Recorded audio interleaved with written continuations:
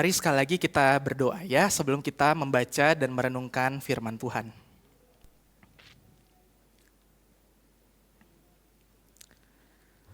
Ya Tuhan, setiap kami datang lagi kepadamu Tuhan, kami bersyukur untuk anugerah-Mu, untuk kebaikan-Mu Tuhan bagi setiap kami, untuk karya keselamatan-Mu, untuk hari ini Tuhan kalau kami masih bisa datang beribadah memuji Engkau Tuhan.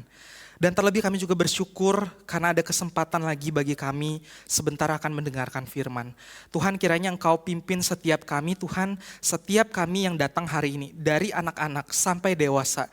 Tuhan tolong setiap kami untuk bisa menenangkan hati kami, mendengarkan kebenaran firman Tuhan, dan membiarkan firman Tuhan sekali lagi bekerja di dalam hidup kami, mengubahkan kami.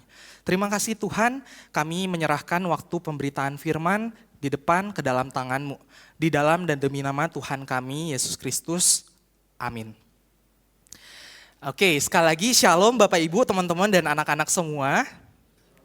Kita bersyukur karena hari ini kita bisa beribadah bersama, baik sebagai satu kesatuan keluarga besar Grace Life CC Peak, maupun sebagai keluarga yang utuh, di mana Bapak Ibu, teman-teman dan anak-anak semua ditempatkan.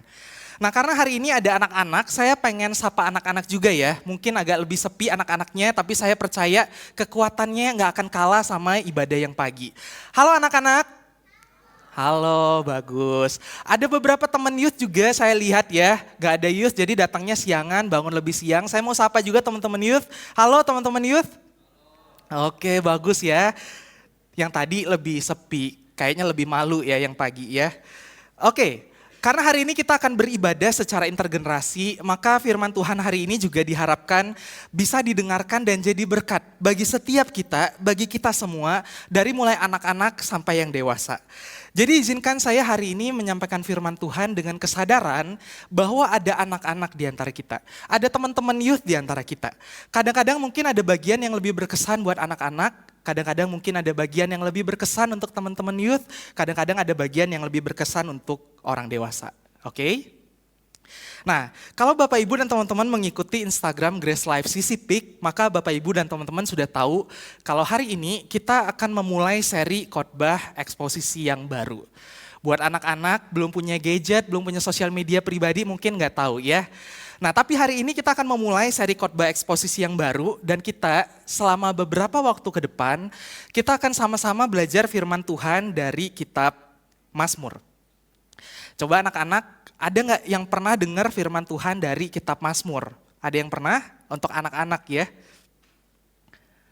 Samar-samar ingat kayaknya pernah, kayaknya enggak, kayaknya pernah, kayaknya enggak ya. Oke, sekarang saya pengen tes buat semua kita, buat anak-anak sampai dewasa, boleh sama-sama berpikir, boleh sama-sama menjawab ya.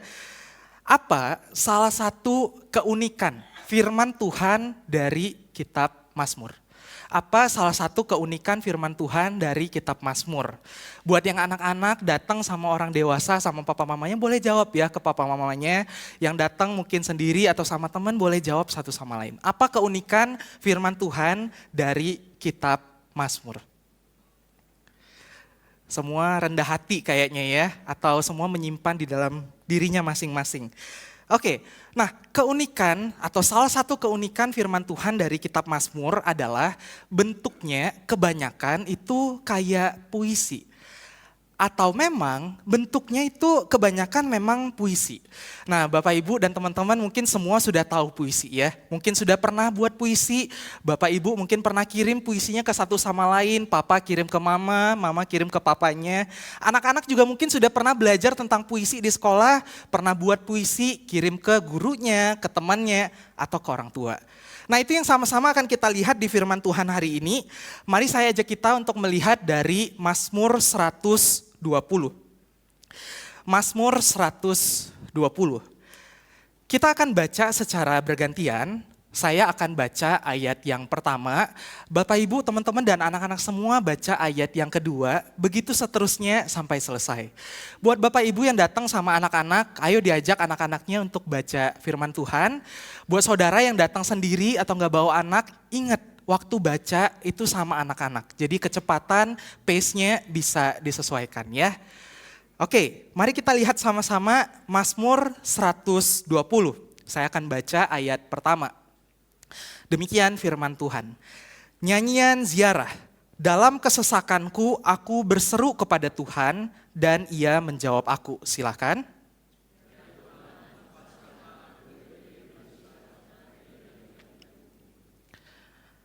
Apakah yang akan diberikannya kepadamu dan apakah yang masih akan ditambahkannya kepadamu, hai lidah penipu?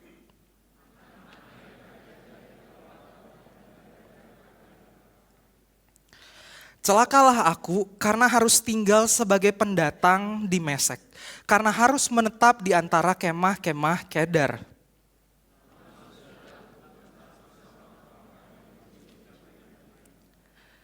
Ketika aku berbicara tentang damai, mereka tentang perang.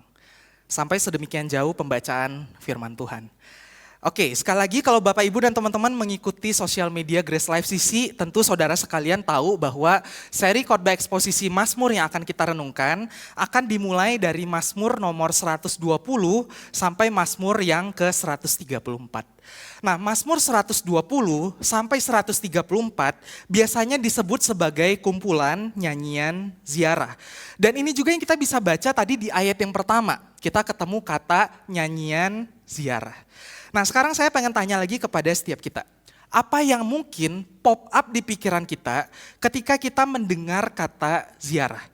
Teman-teman youth dan anak-anak coba pikirkan juga apa yang muncul di pikiran kita ketika kita dengar kata ziarah. Boleh coba jawab ke papa mama di sebelahnya ya. Apa yang muncul di pikiran kita ketika kita dengar kata ziarah? Saya duga mungkin kebanyakan dari kita akan berpikir ketika kita dengar kata ziarah, ziarah itu adalah ketika kita mengunjungi makam orang tertentu. Orang yang sudah meninggal dunia, misalnya anggota keluarga kita kunjungi, itu kita taunya namanya ziarah. Kalau anak-anak belum tahu, ini dikasih tahu ya, ziarah itu biasanya seperti itu. Nah, tetapi kalau kita mengertinya ziarah dengan cara seperti itu, maka kita akan salah memahami apa yang dimaksudkan di dalam Mazmur ini. Kenapa? Karena nyanyian ziarah yang dimaksud itu bukan nyanyian ziarah di dalam konteks yang seperti itu. Di dalam bahasa Inggris ini disebut sebagai the song of ascents. The song of ascents. Dalam terjemahan yang lebih hurufiah artinya kumpulan nyanyian dari para pendaki. Nah, kenapa ini disebut sebagai Song of Ascents? Kebanyakan para ahli Alkitab percaya kumpulan Mazmur 120 sampai 134 adalah kumpulan lagu yang dinyanyikan oleh orang Israel di dalam perjalanan mereka dari tempat mereka untuk beribadah ke Yerusalem. Nah, anak-anak mungkin sudah pernah dengar ya kata Yerusalem. Yerusalem itu sebuah tempat, sebuah kota yang ada di Israel.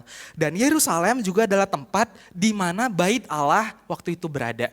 Tempat ibadahnya orang-orang Israel waktu itu berada.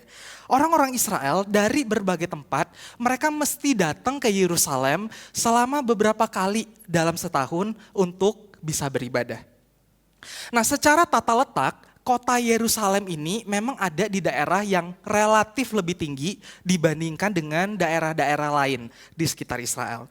Itu kenapa orang-orang dari berbagai daerah Israel ketika mereka datang mau beribadah, mereka gambarannya seperti naik, seperti mendaki setiap kali mereka beribadah.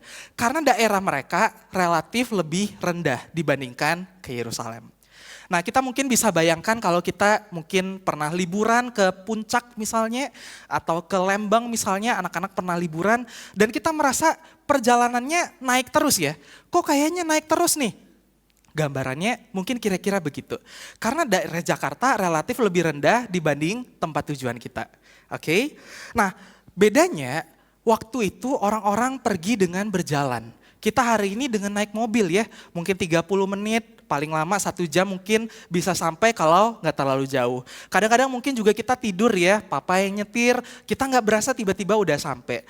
Nah, waktu itu orang-orang dengan berjalan kaki atau dengan menunggangi hewan-hewan tertentu. Nah, karena itu perjalanan untuk beribadah ke Yerusalem itu memakan waktu yang nggak sebentar. Waktunya kapan? Berapa lama? Tergantung ya, tergantung dari mana mereka mulai. Ada yang lebih dekat butuh waktu 1 sampai 2 hari. Ada yang relatif lebih lama butuh waktu 1 minggu atau bahkan lebih.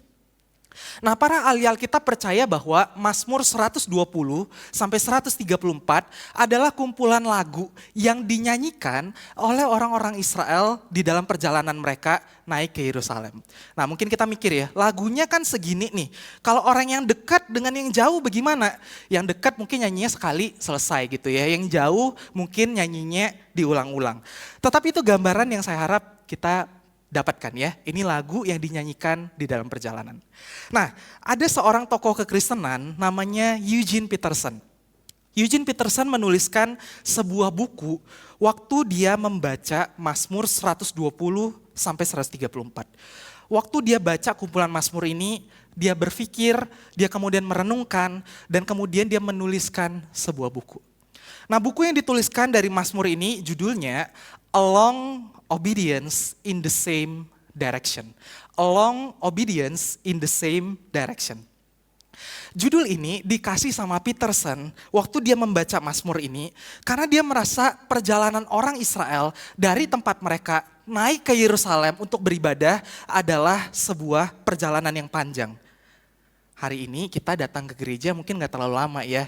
Ada yang sebentar, 5 menit, 10 menit sudah sampai. Ada yang relatif lebih jauh, 1 jam baru sampai. Kadang-kadang mungkin ada yang anak-anak nanya sama temennya ya, kok kamu mesti jam 8 sudah jalan, mesti jam 7 sudah jalan. Aku dari rumah 8.45 juga sampai begitu misalnya. Nah, waktu itu perjalanannya relatif lebih panjang. Dan karena itu Peterson memberikan judul Along Obedience in the Same Direction. Nah, sebagaimana perjalanan yang dilakukan orang Israel adalah sebuah perjalanan yang panjang, demikian juga dengan perjalanan ketaatan kita. Demikian juga dengan perjalanan iman kita. Kehidupan percaya kita itu sebuah perjalanan yang panjang. Dan ini hal yang sangat penting untuk kita sadari, sangat penting untuk kita pikirkan. Perjalanan kehidupan percaya kita itu lebih mirip sebuah lari jarak panjang atau lari maraton. Bukan seperti lari jarak pendek. Buat anak-anak, teman-teman atau saudara yang gak tahu, lari maraton itu 42 kilo lebih ya. Jadi butuh waktu beberapa jam untuk bisa menyelesaikannya. Nah, gambaran kehidupan percaya kita, kehidupan ketaatan kita itu sama seperti sebuah perjalanan atau sebuah lari jarak panjang. Butuh waktu yang panjang untuk bisa menyelesaikannya. Permasalahannya, hari ini kita hidup di dalam zaman yang serba instan. Kita hidup di dalam zaman yang serba cepat. Kita akan mudah merasa bosan kalau segala sesuatu berlangsung dengan sedikit lama.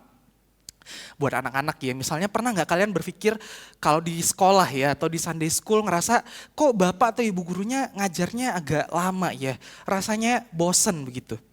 Kadang-kadang kita yang dewasa juga bisa ngerasa begitu ya, kok kayaknya lama nih, gak selesai-selesai. Kita semua pengen yang instan, pengen yang cepat.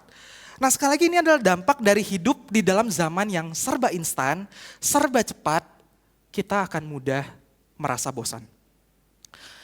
Padahal sekali lagi perjalanan kehidupan kekristenan kita, perjalanan percaya kita adalah sebuah perjalanan yang panjang. Nah, Eugene Peterson juga bilang begini, tidak sulit untuk membuat seseorang tertarik pada berita Injil, tetapi sangat sulit untuk terus mempertahankan ketertarikan itu. Sekali lagi ya, tidak sulit untuk membuat seseorang tertarik pada berita Injil, tetapi sangat sulit untuk terus mempertahankan ketertarikan itu. Hari ini kita mungkin berpikir untuk menginjili aja udah susah ya. Anak-anak dan teman-teman mungkin merasa kalau mau cerita kekristenan ke temennya kok rasanya susah sekali. Tetapi Peterson bilang lebih mudah untuk membuat seseorang tertarik pada berita Injil. Perhatikan, daripada mempertahankan ketertarikan itu. Dan sekali lagi inilah dampak atau tanda dari hidup di dalam zaman yang serba instan. Dan saya percaya kalau kita lihat kehidupan kita ke belakang. Buat saudara di tempat ini yang mungkin sudah hidup cukup lama di dunia ini, sudah puluhan tahun, saudara melihat kehidupan saudara ke belakang. Saya percaya saudara akan menemukan ada banyak titik-titik di dalam kehidupan saudara, di mana saudara merasa bosan, hilang ketertarikan terhadap kekristenan. Ada banyak titik-titik di dalam kehidupan saudara di mana saudara merasa bahwa ini sepertinya tidak terlalu menarik atau setidaknya tidak semenarik waktu itu. Ada banyak titik di mana kita jatuh bangun di dalam kehidupan percaya kita. Betul atau benar? Nah saudara, itulah yang sebetulnya justru sekali lagi menunjukkan bahwa perjalanan percaya kita itu bukan perjalanan yang instan. Bukan perjalanan yang cepat selesai, tetapi sebuah perjalanan yang panjang. Nah sekali lagi Eugene Peterson kasih judul bukunya A Long Obedience in the Same Direction.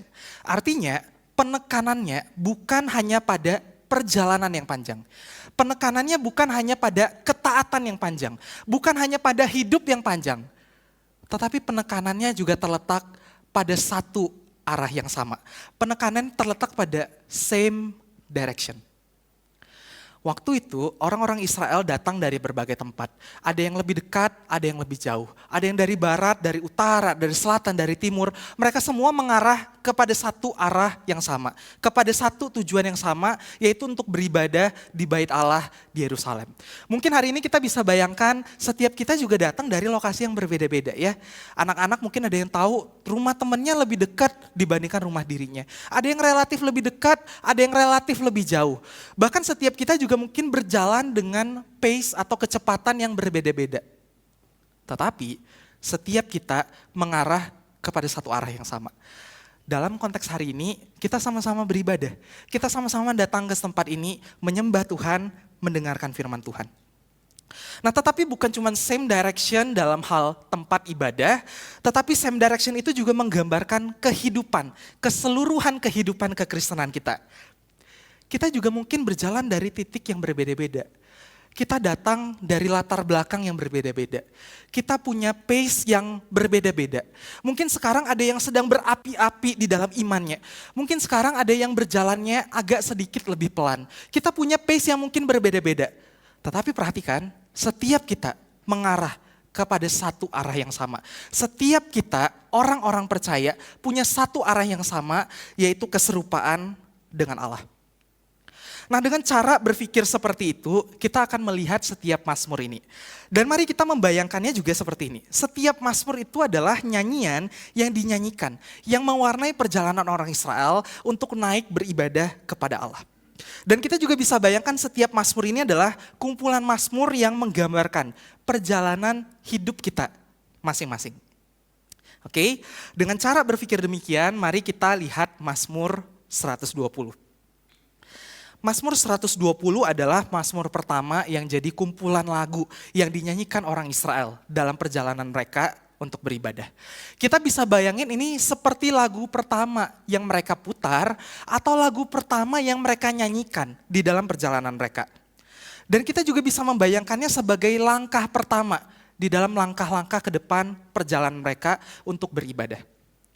Nah tapi kalau kita perhatikan Mazmur 120 yang tadi kita baca, kita mungkin akan sedikit merasa kok kayaknya Mazmur ini kurang pas ya. Jadi lagu pertama yang membuka sebuah perjalanan. Kok kayaknya Mazmur ini kurang pas ya, jadi lagu pertama yang menghantarkan orang Israel untuk beribadah. Di Mazmur tadi kita ngelihat tonnya, nadanya itu kayak gelap sekali. Kayak dark sekali, kayak menyedihkan sekali, penuh dengan duka cita. Biasanya hari ini kalau kita mau pergi liburan ya, anak-anak mungkin bisa ingat waktu liburan sama keluarga, lagi liburan sekolah, pergi ke tempat yang jauh pasti diawali dengan seneng ya, sukacita. Biasanya sedihnya pas pulang. Teman-teman youth juga mungkin bisa ingat waktu liburan sama teman-temannya, sekarang gak ada orang tua nih, kita bisa bebas. Waktu pergi pasti seneng, waktu pulang ya...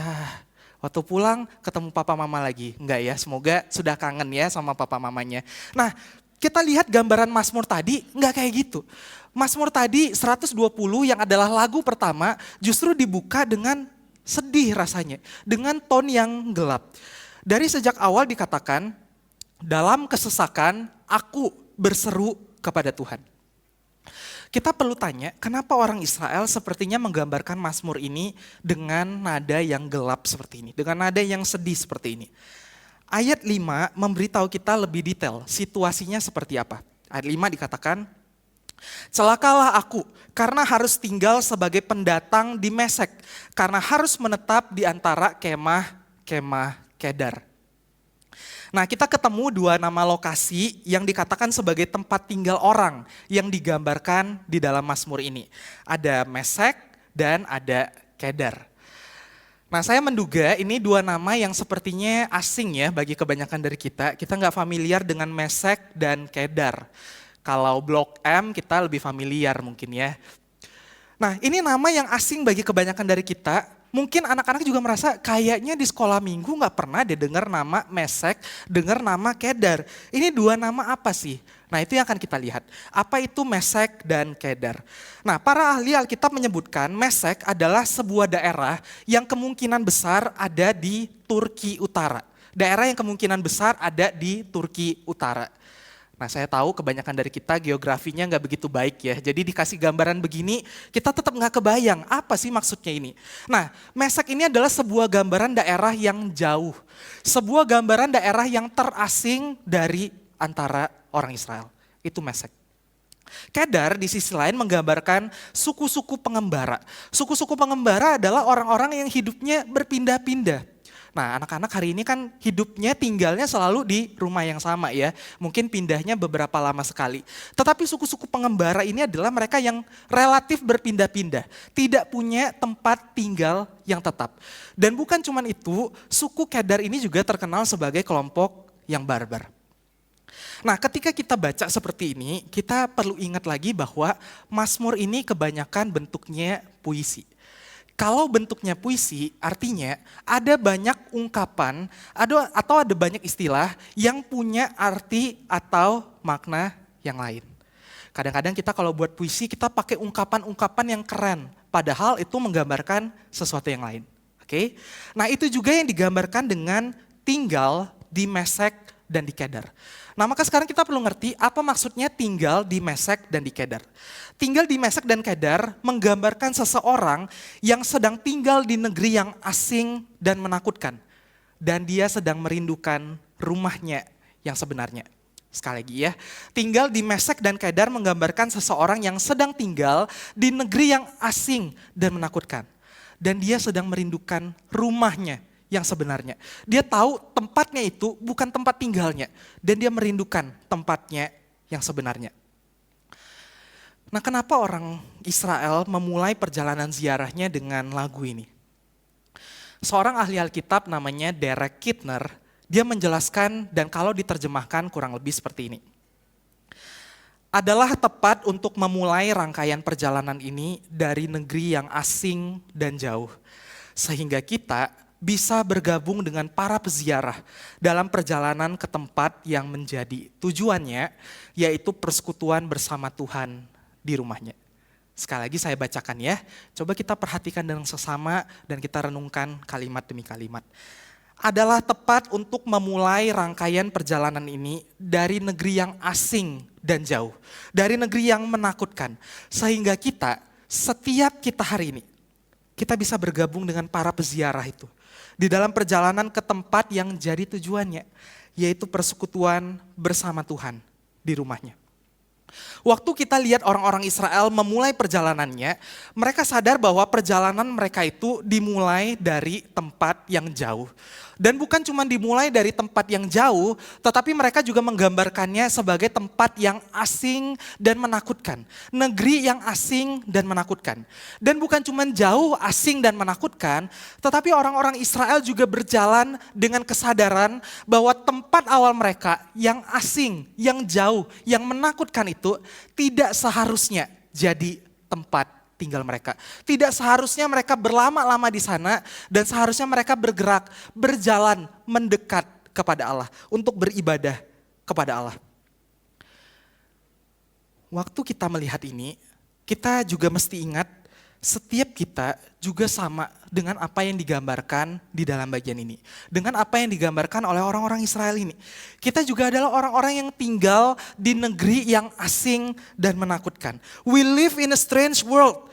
Dunia kita tidak seharusnya jadi tempat tinggal kita seberapapun nyamannya dunia ini bagi kita. Kenapa? Karena kita perlu ingat bahwa dunia kita adalah dunia yang berdosa. Dunia yang terus berusaha menarik kita dari Tuhan. Dan mendekat, mengikuti segala hal yang ditawarkan oleh dunia. Kalau Bapak Ibu dan teman-teman sudah lama berjemaat di Grace Life, mungkin dari sejak awal beribadah di gereja ini, mungkin Bapak Ibu dan teman-teman pernah ingat bahwa Grace Life pernah menjalankan seri khotbah dari surat 1 Petrus. Dan salah satu penekanan dari surat 1 Petrus adalah setiap kita, orang-orang percaya, kita adalah strangers. Kita adalah orang asing di dunia ini. Kita adalah pendatang di dunia ini. Dan nada yang sama juga digambarkan di dalam Mazmur yang dinaikkan, yang dinyanyikan oleh orang-orang Israel dalam perjalanan ibadah mereka. Mereka sadar dunia ini tidak seharusnya mereka ikuti, tidak seharusnya mereka tinggali dengan segala nilai-nilainya. Kita seharusnya terus berjalan di dalam perjalanan kita, makin mendekat kepada Tuhan dan makin menyerupainya. Nah, Mazmur 120 lalu memberikan kepada kita dua gambaran tentang seperti apa dunia, tempat kita berada, yang tidak seharusnya kita ikuti, tidak seharusnya kita tinggali. Yang pertama, gambaran yang kita temukan adalah gambaran dunia yang penuh kebohongan. Di ayat 2 dan 3 dikatakan, "Ya Tuhan, lepaskanlah aku dari bibir dusta, dari lidah penipu. Apakah yang akan diberikannya kepadamu dan apakah yang masih akan ditambahkannya kepadamu?" Perhatikan, hai lidah penipu. Ayat-ayat ini menggambarkan sekali lagi tentang dunia yang penuh dengan kebohongan. Anak-anak dan teman-teman youth, siapa yang belum pernah berbohong selama hidupnya? Semua rendah hati ya kayaknya ya. Tapi rasanya setiap kita mesti pernah ya. Kadang-kadang mungkin orang lain yang berbohong kepada kita, kalau bukan kita yang berbohong kepada orang lain. Tetapi penggambaran dusta dan kebohongan di sini bukan cuma tentang orang-orangnya saja.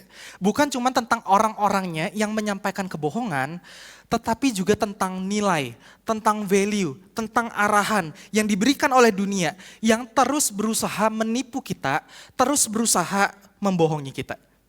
Nah, Eugene Peterson sekali lagi mengatakan, dunia hari ini terus berusaha menipu kita dengan memberitahu kita bahwa kita bisa menemukan kecukupan dan kebahagiaan di luar Tuhan. Sekali lagi ya, dunia hari ini terus berusaha menipu kita dengan memberitahu kita bahwa kita bisa menemukan kecukupan dan kebahagiaan di luar Tuhan. Ini yang terus dunia lakukan kepada kita. Dunia terus menipu kita, menarik kita dari hidup untuk Tuhan menjadi mengikuti arahan nilai-nilai yang ditawarkan oleh dunia. Dan saya rasa setiap kita harus mengakui betapa seringnya kita ditipu oleh dunia. Baik secara sadar maupun secara nggak sadar. Misalnya dunia hari ini mengatakan kita baru akan bernilai kalau kita punya barang-barang tertentu. Dunia mengatakan kita baru tenang kalau kita punya pencapaian, punya achievement tertentu. Buat anak-anak dan teman-teman itu mungkin merasa harus punya achievement di sekolah, punya prestasi di sekolah. Bukan berarti itu salah, tapi kita menempatkan itu sebagai nilai di dalam diri kita. Buat yang dewasa mungkin merasa harus punya prestasi di pekerjaan, harus punya karir yang baik, harus punya keseluruhan hidup yang baik. Baru kita merasa tenang. Dunia juga mengatakan kita baru akan diakui kalau kita punya status tertentu di hidup kita. Buat anak-anak dan teman-teman youth mungkin banyak ngikutin sosial media, influencer juga merasa harus kayak orang-orang itu baru ngerasa bahagia. Kita coba kejar semua itu, kita pikir semua itulah yang kasih kita rasa aman. Semua itulah yang kasih kita rasa kebahagiaan, rasa cukup. Padahal semua itu adalah tipuan yang terus dunia tawarkan kepada kita. Supaya kita makin jauh dari Tuhan. Ini yang pertama, dunia yang tidak seharusnya kita tinggali adalah dunia yang penuh kebohongan. Yang kedua, bukan hanya dunia yang penuh kebohongan, tetapi juga kita melihat gambaran dunia yang penuh kekerasan dan permusuhan. Di ayat 6 dan 7 dikatakan, lama sudah aku menetap bersama, perhatikan, orang-orang yang membenci perdamaian. Ketika aku berbicara tentang damai, mereka tentang perang. Akhir-akhir ini sedang mau mengingatkan kepada kita, bahwa dunia tempat kita tinggal itu bukan dunia yang baik-baik saja. Bukan dunia yang aman dan tentram dan damai. Dunia yang kita tinggali adalah dunia yang penuh dengan kekerasan, penuh dengan permusuhan. Ada seorang yang menyebutkan bahwa legasi terbesar yang diberikan sepanjang sejarah manusia adalah perang. Dan saya kira mungkin itu benar adanya. Di sepanjang sejarah kita terus menemukan berbagai konflik dan peperangan. Dari sejak awal sampai hari ini kita menemukan ada peperangan, ada konflik di mana-mana. Dan gak usah jauh-jauh kita ngelihat keluar, saya percaya waktu kita melihat hidup kita, bukankah kita juga gampang sekali terlibat konflik dengan orang lain? Ketika kenyamanan kita terganggu, ketika pride kita terganggu, ketika apa yang kita anggap harus kita pegang dengan kuat, diambil dari kita, diganggu oleh orang lain. Kita mudah sekali untuk terlibat konflik, permusuhan. Bahkan gambar ini saya rasa juga terlihat dari sejak anak-anak. Mudah sekali juga kita menemukan pertengkaran, konflik di antara anak-anak, saling ganggu, saling bully bahkan. Dan itu adalah keadaan yang kedua. Gambaran dunia yang penuh kekerasan dan permusuhan. Sampai di sini, saya rasa kita mungkin akan merasa, kok kayaknya ini gak enak ya untuk didengar ya. Ini deskripsi-deskripsi yang tidak nyaman untuk kita dengar. Rasanya juga hari ini kan ibadahnya intergenerasi, ada anak-anak, tetapi khotbahnya sepertinya gak friendly buat anak-anak. Kita mulai tidak nyaman entah karena kita mulai sadar bahwa kok kayaknya dunia ini mirip dengan apa yang digambarkan oleh Mazmur ini. Atau kita mulai menyadari bahwa kita juga adalah pelaku-pelaku. Orang-orang yang mengakibatkan, orang-orang yang menghasilkan dunia seperti yang digambarkan di dalam Mazmur 120 ini. Sekali lagi kita mungkin perlu mikir ya, kenapa Mazmur yang gelap seperti ini, yang sedih seperti ini, jadi pembuka perjalanan orang Israel. Dan tadi saya sebutkan Mazmur ini jadi pembuka untuk mengingatkan titik awal perjalanan kita, yaitu dunia ini. Dunia yang tidak seharusnya kita tinggali, dunia yang tidak seharusnya kita ikuti. Dunia yang penuh dengan kebohongan, dunia yang penuh dengan kekerasan, dunia yang penuh dengan permusuhan. Tetapi saya kira bukan cuma itu tujuan Mazmur 120 jadi lagu pertama yang dinyanyikan oleh orang Israel. Di satu sisi kita memang perlu sadar bahwa dunia ini adalah dunia yang tidak seharusnya kita ikuti. Dengan segala nilainya, dengan segala value-nya. Tetapi di sisi yang lain, lebih perlu bagi kita untuk secara aktif bergerak meninggalkan segala nilai-nilai dunia dan bergerak aktif mendekat kepada Allah. Sekali lagi ya, di satu sisi penting bagi kita untuk menyadari bahwa dunia yang kita tinggali punya value yang gak oke, gak sesuai dengan narasi kekristenan, gak seharusnya kita ikuti, gak seharusnya kita tinggali dan menetap di sana. Tetapi di sisi yang lain, lebih perlu bagi kita untuk bergerak secara aktif meninggalkan nilai-nilai dunia itu dan bergerak mendekat kepada Allah. Dan di dalam kekristenan, kita mengenal tindakan untuk bergerak meninggalkan dunia, mendekat ke Allah. Kita mengenalnya sebagai pertobatan. Eugene Peterson mengatakan, repentance is always and everywhere the first word in the Christian life. Repentance is always and everywhere the first word in the Christian life. Pertobatan selalu jadi kata pertama di dalam kehidupan kekristenan kita. Artinya kehidupan percaya kita, kehidupan kekristenan kita akan selalu dimulai dengan pertobatan. Maka hari ini kita melihat langkah pertama di dalam perjalanan ziarah kita. Langkah pertama yang akan kita ambil adalah langkah pertobatan. Kita bergerak secara aktif, meninggalkan segala tipuan dunia dan datang kepada Allah. Nah tetapi hari ini mungkin kita berpikir saya sudah lama jadi orang Kristen. Saya dari lama sudah ke gereja, saya dari lama sudah bertobat. Anak-anak dan teman-teman itu juga mungkin merasa, kan aku dari kecil sudah Kristen. Papa mama dari sejak kecil sudah ajarin firman Tuhan. Papa mama dari sejak kecil sudah ajarin berdoa, sudah ke Sunday School, sudah dengerin cerita Alkitab. Memang masih perlu bertobat? Di satu sisi, saya menduga memang kebanyakan dari kita ada dari latar belakang Kristen. Dan tentu itu sangat baik. Tetapi di saat yang sama, kita perlu mengakui bahwa kita masih sangat sering jatuh di dalam dosa. Kita masih sering mengejar yang dunia tawarkan. Kita masih sering berpikir bahwa kenyamanan, keamanan, penghargaan dari dunia adalah segala hal yang harus terus kita kejar. Segala hal yang harus terus kita usahakan.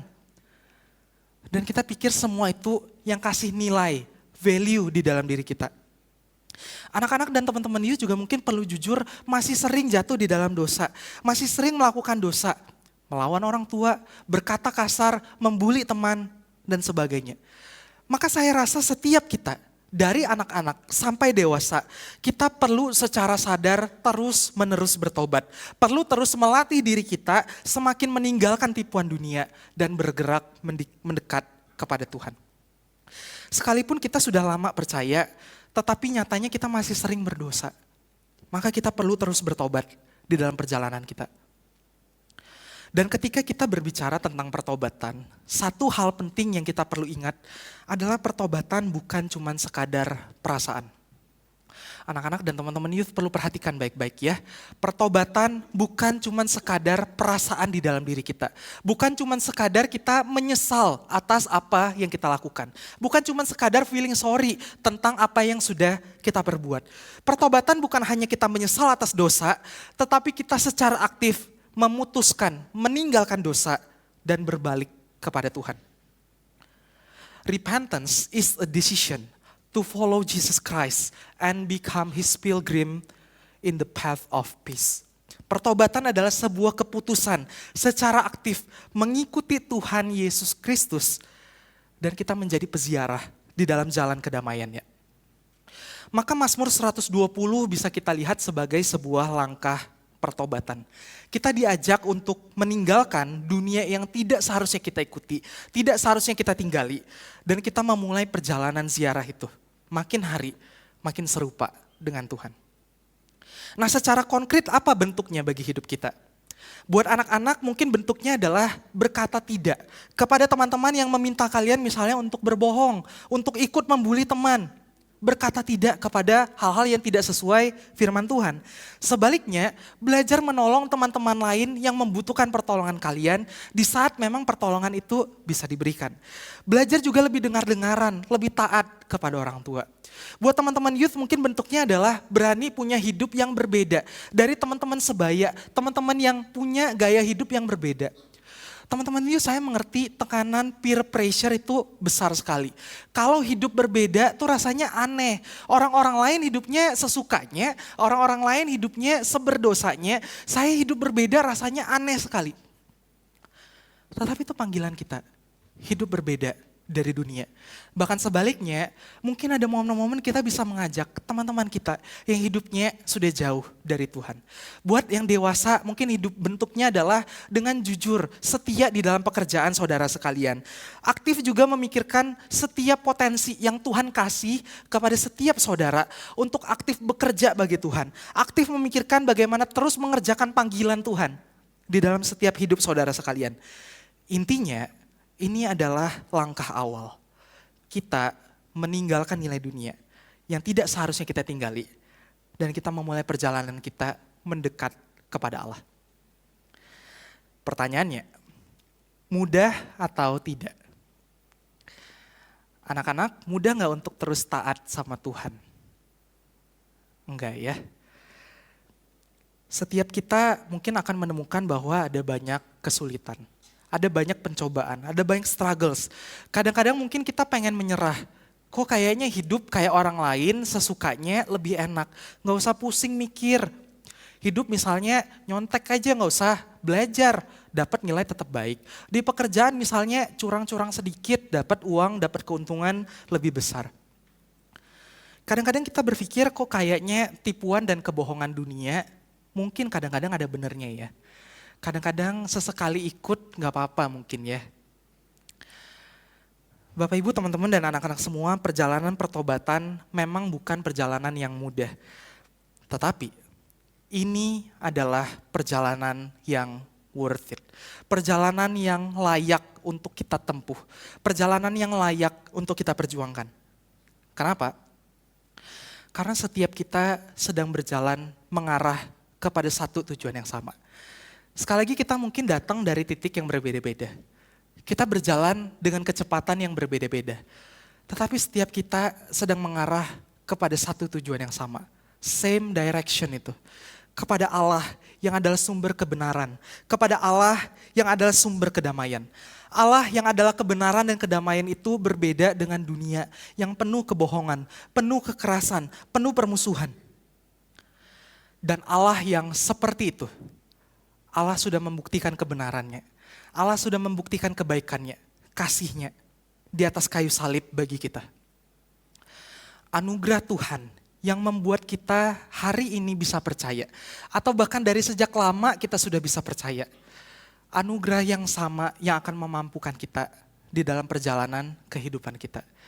Kadang-kadang mungkin terasa berat, kadang-kadang terasa penuh tekanan, kadang-kadang terasa penuh dengan pencobaan. Tetapi kita mesti ingat, juga penuh dengan anugerah. Saya berdoa khotbah hari ini dan khotbah-khotbah ke depan dari kumpulan Mazmur ini sungguh jadi refleksi kita ya. Jadi gambaran langkah-langkah perjalanan iman kita, perjalanan kekristenan kita yang penuh dengan anugerah Tuhan. Mazmur 120 adalah langkah pertama, langkah pertobatan.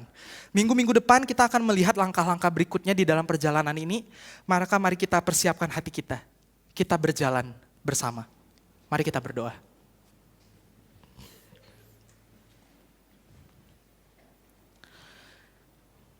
Masing-masing mengambil waktu pribadi untuk berdoa kepada Tuhan. Buat yang datang bersama keluarga, boleh berdoa bersama dengan keluarga, ajak anak untuk berdoa sama-sama. Meresponi firman Tuhan.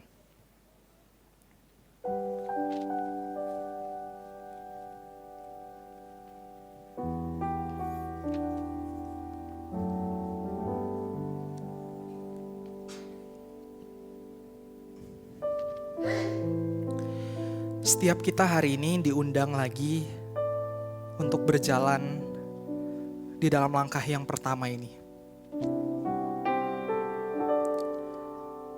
Maukah kita meninggalkan segala tipuan dunia?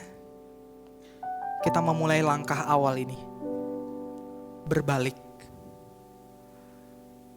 Memulai perjalanan untuk makin hari, makin dekat lagi kepada Tuhan.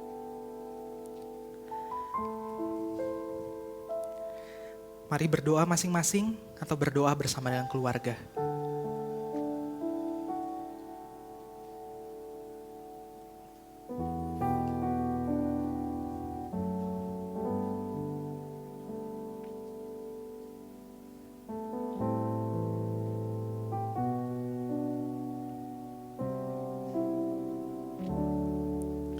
Ya Tuhan, ini setiap kami. Tuhan, kami datang lagi kepadamu. Tuhan, kami sadar kami sering kali Tuhan lebih tertarik pada dunia. Padahal yang ditawarkan adalah penuh dengan kebohongan Tuhan. Tapi kami sering tertarik. Tuhan, maka ampuni kami. Tuhan, tolong kami lagi Tuhan. Tolong kami berjalan makin hari makin dekat kepadamu. Baik kami yang anak-anak, kami youth, kami yang dewasa, Tuhan pegang tangan setiap kami. Makin hari kami berjalan kepadamu. Terima kasih Tuhan, di dalam dan demi nama Tuhan kami Yesus Kristus kami berdoa. Amin.